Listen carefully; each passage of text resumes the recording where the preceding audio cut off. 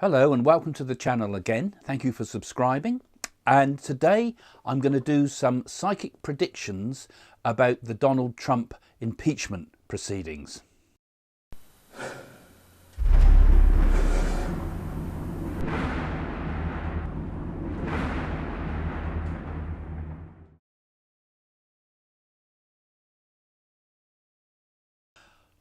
Hello there, my name's Craig Hamilton Parker, if you haven't joined the channel before, and I'm a psychic working from the UK, and I've given a number of predictions about Trump in the past, many of which have come to pass exactly as I've suggested, but I did get it wrong, I have to admit, about his second term.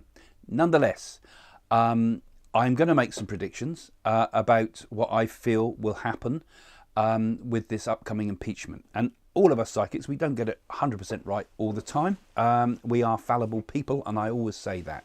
So here's another little experiment really about in psychic things, about what my opinion is about what I feel is going to happen and what my insights are. And I'm going to use another oracle as we go along with this to tell you a little bit about another oracle that I've used to look into this. Now in the past I've used the Nadi oracles in India, which I haven't had access for this particular topic, but we'll look into this in a moment.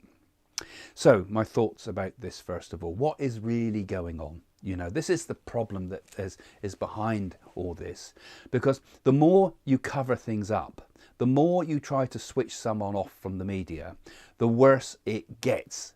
I think that what's happening here is it's giving me a feeling that this is just going to create greater and greater conflict amongst the divisions that are already happening with the American people. Because you can't just turn someone off. I mean, it's like I used to have chat rooms here on the internet, you know, and if we banned someone and there was no way to stop them being permanently banned, they'd come back and cause trouble and trouble and trouble. The more you try to turn someone's voice off, the worse it gets. And I will say the best thing to do is to listen to them, hear what they have to say, and try to get an understanding. So this whole idea of trying to just shut him up, first of all, is a big problem that I feel is going to cause more and more social unrest. We're going to see a great deal of social unrest. And the whole business that happened at Capitol Hill is all to do with people feeling that their voice was not being heard. And now again, we're trying to not let them be heard again. Not only are we saying their voice must not be heard, but these people mustn't ever vote for him again. Because this is what I sense is going on here. This is nothing to do with impeachment. This is all about stopping him from ever being a political contender ever again. And of course, the Democrats are all for this. Nancy Pelosi has had it in her, had him in her sights for right from the word go. You know, I mean, the Obama administrations kicked off with them giving him a Nobel Prize before he'd done anything. With Trump, they were trying to pull him out of office before he'd done anything. You know, so it's working in a very odd way, and it does obviously make everybody think, not just in America, but here in UK and around the world, that there is this idea of a deep state, that there is this feeling that there are clandestine forces wanting to get their own way, you know, follow the money, you know, who's behind this, why are they doing this? You know, there's too much vested interest, there's too much political power invested in getting rid of Trump. And that applies also up to a point with many of the Republicans, because if Trump's out the way, then the Republican vote won't get split, because part of the problem is going to be in the future that if Trump goes as an independent, which I said some time ago, if you followed this channel, that he would become an independent political force, and there's been a lot of talk about that since I've said that prediction. If he becomes an independent political force, it would split the vote in the Republican Party and give the Democrats a walk-in next time round. So there's a lot of thought in the Republican Party, perhaps we should get rid of him and vote against him and kick him out. But I think he's got still a very strong, loyal Republican base. And my feeling is that my first thoughts are that he won't be pushed into a position where he can't stand for office again. You know, he will be able to stand for office again. I still think he'll probably go independent in the end, but we'll have to see about that in the fullness of time. So that's my first thoughts about it. I've got a few notes here, so I've got to keep an eye on what I'm going to say everything. So more unrest ahead, basically, is the main feeling I get. Now, one of the other things I felt with this, now, what is the corruption behind it? Was the election stolen?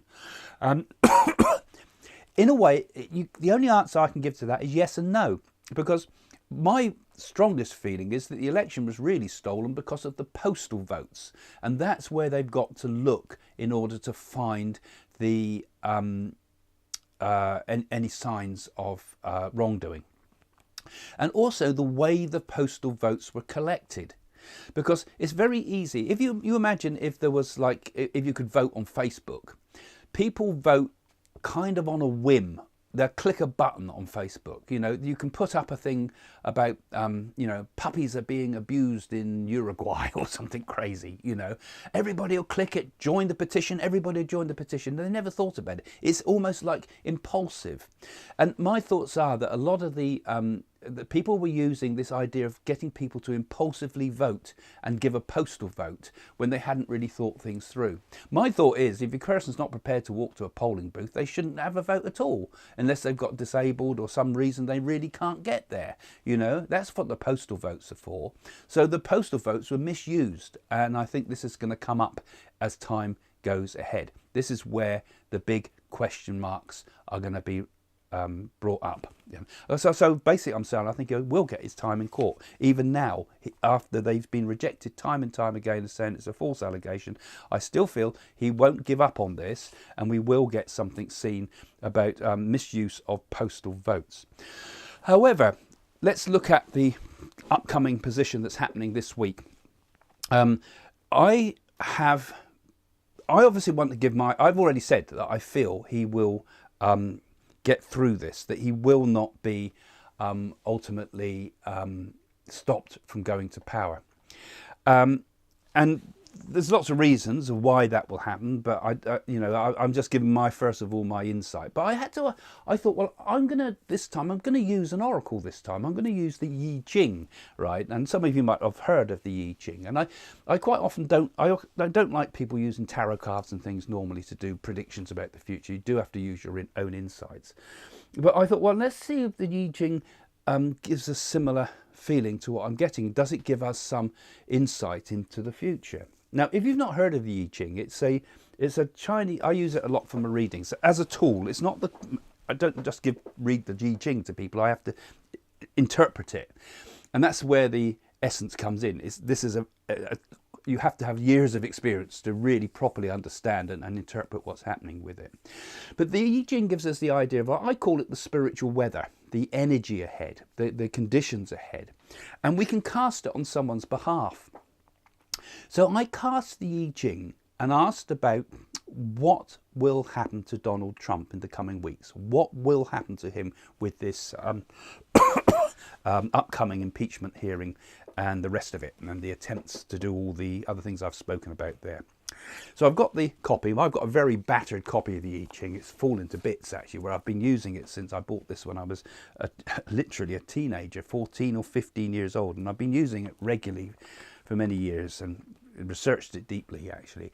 And it's actually a fascinating oracle. It's not a book you can read like a book. It's like a holistic type of book, oracle. It's incredible, actually. I find it, particularly when you understand its binary sort of mathematics behind it and things like that. But anyway, I'm going off. So what hexagram did I get? Well, interestingly, I got quite a clear hexagram. I got a hexagram but with one moving line, and that gives us a certain amount of clarity. What you do is sometimes the lines, as it were, they represent yin and yang. The broken line represents the passive yin, and the straight line represents the active yang. Now these two qualities are given us 6 times, so we get 6 aspects of yin and yang stacked together from the bottom up to give us what we call a hexagram 6, divided into 2 trigrams, which is sort of 2 energies in them. And like I say, these elements, these qualities working with or against each other, give us sort of the energy of the time. So we get, first of all, we get two trigrams, and the upper trigram is the creative heaven, and the lower trigram is the abysmal water, which gives us the hexagram of Sung, or conflict, which kind of sums up the very conditions that are surrounding this at the moment. So this is why I felt, well, I must share this, because it does give us, first of all, what a person must do in conflict. And the objective of the hexagram is not just its conflict itself, it's the ending of conflict and the trying to find a compromise. And in the judgment, it says this, first of all, but I will want to get to the moving line ultimately, because that's where it gives kind of the oracle, the augury for what will happen. But it first of all talks about the conditions of the time, and it says, conflict, you are sincere, you are being obstructed. A cautious halt halfway brings good fortune. Going through to the end brings misfortune. It furthers one to see the great man. It does not further one to cross the great to cross the great water. Now, all of this is symbolism, but already you can get a feeling here about what's happening here. It says you're being obstructed. That is clearly the situation that is happening around Trump. A cautious halt halfway brings good fortune. So it says, don't push it to the very end at the moment, but make small gains rather than huge gains, and try to find some middle ground. So I don't think Trump's going to take the Fifth, for example. He's been advised to take the Fifth Amendment and not say anything. His lawyers will tell him that. But I feel he's a man that can't do that, because if he did that, then he would be almost implicated as being guilty. He's even said that. He said before something like, drug barons and thieves only take the Fifth, so he's not going to do that. So he will speak, I feel, but he won't push it too far. So I think he's going to be fairly cautious about how he deals with this proceedings, because this, remember, is just the first step about what he plans to do. Because, like I've said before, Trump is going to become more powerful out of office than in office, in a way. He's going to be the swaying force, and Biden is not going to get rid of him just like that. And it says, going through to the end brings misfortune. It furthers one to see the great man. So this would be, great man or woman, this would be the court proceedings, standing in front of a judge. A judge could be considered as a great man, or a selection of judges, or the Senate, or whatever is the judge in this. That is the great man. And it does not further one to cross the great water. So it's saying not to push things to the very end. They have this idea of crossing the great water in the Ching that comes up an awful lot, and there's a whole history to that whole line, actually, that's very interesting. But it basically is symbolic of taking on huge undertakings, making a massive change in one's life. And it says not to try to make huge changes at this time. So Trump won't hear this, I expect, but the basic concept here is that one has to find the middle ground, because it says conflicts develop when one feels himself to be in the right and runs into opposition. This is the Wilhelm translation of the commentary on this. If one is not convinced of being in the right, opposition leads to craftiness or high-handed encroachment, but not to open conflict. If a man is entangled in conflict, his only salvation lies in being so clear-headed and inwardly strong that he is always ready to come to terms by meeting the opponent halfway. To carry on the conflict to the bitter end has evil effects, even when one is in the right, because the enmity is then perpetuated. Now, doesn't that sum it up in so many ways? If okay, I'm going to carry on with it. It is important to see the great man. That is, an impartial man whose authority is great enough to terminate the conflict amicably to assure a just decision.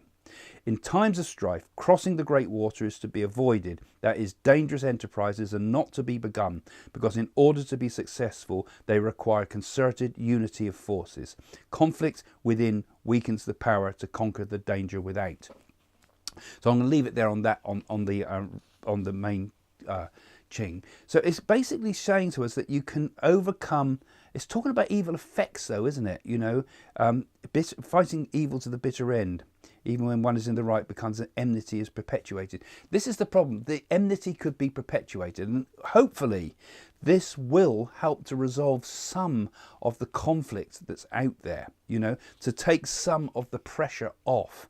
So it would suggest to me that I think Trump will be acquitted of particularly of having made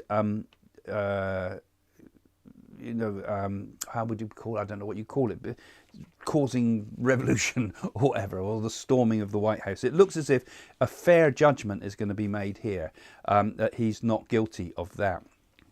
Now, the most important line is the moving line in this. We get 6 lines, and if we get one moving line, it will give us something that's important for this whole thing. And it says this. He got 9 in the 5th place. So it says, to contend before him brings supreme good fortune. So, you know, to contend before him brings supreme good fortune. So it's actually, and I've asked this in terms of what will happen in accordance from Trump's perspective. Okay. So it says that he will go, this would suggest to me he would go into these proceedings and it would bring good, supreme good fortune. The Ching will give things like misfortune, it will give supreme good fortune, but it will give good fortune, but it doesn't often give supreme good fortune. You know, it gives great good fortune as well, let's say. But anyway, this basically is a very positive and unambiguous line, really. And it says, this refers to an arbiter in a conflict who is powerful and just and strong enough to lend weight to the right side. A dispute can be turned over to him with confidence. If one is in the right, one attains great good fortune. Now, of course, it's a little bit like the old Delphi oracle where the king went to the Delphi oracle and said, you know, what should I go to war? And he was told, yes, if you go to war, a great nation will fall. So he said, everything's going to be fine. We'll go to war. And of course, the problem was it was his great nation that fell. And in a way, we've got to be cautious how we interpret oracles. But my understanding is this, that he would proceed with confidence. I feel this is, and would attain great good fortune. So assuming he is in the right, and of course, you know, that's a debatable question, what's going to be coming up. It also leads to a second hexagram, which gave us the hexagram, the last hexagram in the Ching, I think it was 64. You can just check. Yeah, it would be, just done double check, which is, bear with me. Should have had that prepared, shouldn't I? Just double check that I've got it right. Yeah, 64. Before completion. Now this hexagram will give us again, caution is required. It talks about a little fox getting his tail wet as he crosses the water. They've got to be cautious. Things are almost complete and you can go wrong. The Ching is full of all sorts of interesting folklore imagery. And the fox was an old thing from Chinese folklore. So, yeah, it's interesting to use a Chinese oracle on Donald Trump, you know, the man who dislikes China so much. But I think the Ching is actually very interesting in that it's trying always to bring us to the best possible outcome always. If we use it in the right way, we can find the middle way, as it were. We can find what they call the Tao. We can find like the equilibrium point, the perfect thing to do in any situation. And I think that's the same for all of us really too around the world at the moment, because there is so much conflict brewing, you know, in all areas, not just, you know, we're seeing it, for example, in India with the riots in, with the farmers there. We're seeing conflicts coming up between Scotland and England. And, you know, and of course, that's another thing I predicted, if you remember. I said that Alex Salmond and Nicola Sturgeon would have problems this year, and I said that there'd be a new scandal, new information would come to light, and that Nicola Sturgeon, getting muddled up now. Nicola Sturgeon would be blemished and possibly even lose office from this. So that's something that I got right to. Anyway, I've gone off on a tangent. But there's conflicts in all directions. You know, we're seeing it in Europe, and in my full predictions for this year, I've said there will be serious conflicts ahead. You know, and so much public unrest, it's going to get out of control. So maybe we can learn from the Ching here, you know, that we have to really try to find common ground always, all of us, in all the conflicts that are going to be coming up in the world ahead. Try to find common ground. Are the things what do we agree on rather than what we disagree on? In personal disputes, it's the same thing. What do we agree on rather than what we disagree on? And if we can start thinking like that, all this energy that there's there in the world at the moment can perhaps be channeled into something a bit more positive.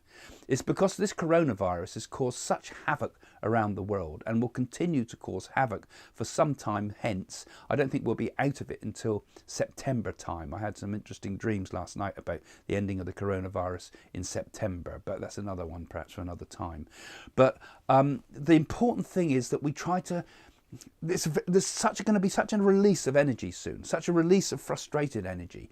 There will be temporary exuberance, but it always has to be capped, because we can't let everybody out all at once, because, you know, it's going to take a slow coming out of this coronavirus period. And that means there's going to be more and more pent up energy, even when we're getting over the problems of the coronavirus has brought us. Even when we've come out of it, there's still pent up energy there.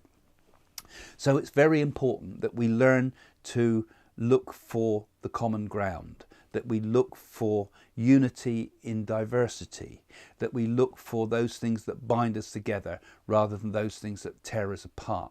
And even though people may have different political views, and even though people may feel sometimes cheated, the fact is that one has to somehow do it in such a way that common sense rules, that unity rules, and that and people have a good hope for the common good, not for our own selfish ends. There'll always be corruption in the world. There'll always be things that need to be overturned. There'll always be a need for revolutions and so forth. But we can do it in a different way if we do it more gently. That's what we have democracy for, so that we can do things in a way that can use the general consensus. So I know democracy is under threat, but at the same time, we have to find common ground. As so often the case, non-violence, like Gandhi taught, is the way forward. Non-violence can achieve huge things, particularly with this type of thing. You couldn't use non-violence against Hitler, possibly, but you could use non-violence to sustain and bring about a true democracy. Anyway, I've gone off far too far here. I hope that was interesting to you. I'll do a few more of these later, because there's a lot of interesting events now coming up. And if you follow this channel and you click that little bell thing at the bottom of the page, you'll get updates every time I go live with a new video. I'll make videos like this, rather. And remember also, on Fridays, Jane and myself always have our own less contentious, actually, live chat with people that you can come and share your questions with us about different topics. 7 o'clock UK time every Friday. Would you like a personal psychic reading? Visit psychics.co.uk for quality international readings with Craig and his team of clairvoyants. Improve your life and find the path to a better future. You can book readings by phone or email. For a quality reading, visit psychics.co.uk now. They are the real deal.